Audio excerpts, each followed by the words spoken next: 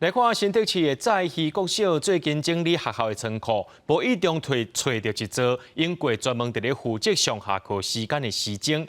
这个时钟已经有40年的历史，旧蒙旧，时钟较大也袂歹去哦，而且佫会当发出亲像钢琴的声音。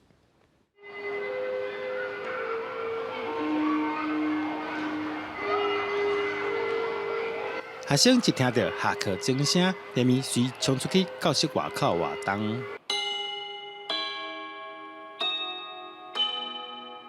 这是较早学校的时钟声音，比即马对电子产品所发出的声音，听起来是更加好听。亲自看到钟声的结构以及音箱，让我觉得更加神奇，觉得很神奇，可以亲自去谈谈看这种东西。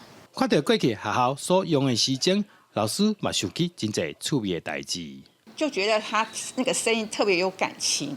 好，仿佛我的回忆拉到后，我在出任教的时候听到的声音。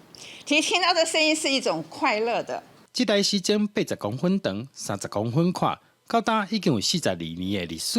校长讲，这台时钟差不多是学校在1981年用来通知上下课的时钟。校史室找到一个很棒的西敏时钟，那当下看到的时候，我们也充满了好奇。这个过程当中，随着30年陪伴着我们的小孩逐渐的长大成人，甚至有老师现在已经在我们学校服务喽。那我想这个钟声陪着他们的成长过程中，给他们非常深刻的回忆。 时钟一直使用到2011年才改换用电子时钟，虽然无咧用啊，不过时钟都无歹。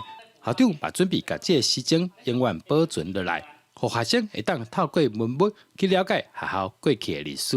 记者杜君和新竹报道。